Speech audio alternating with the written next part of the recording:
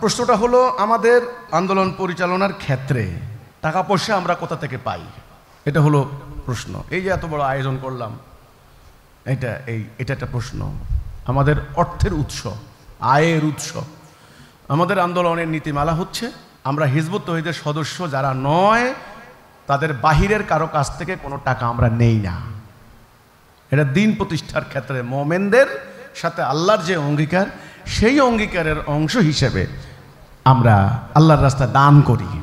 আপনারা যারা নতুনরা আসছেন, আপনাদের আয়ের একটা অংশ আল্লাহর রাস্তায় আপনারা দান করতে হবে।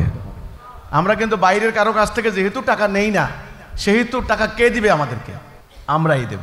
আমাদের এই যে আজকের অনুষ্ঠানের এই যে সাউন্ড সিস্টেম, এই যে লাইটিং, হল ভাড়া, আরও অন্য যে সমস্ত খরচ আমরাই দেব।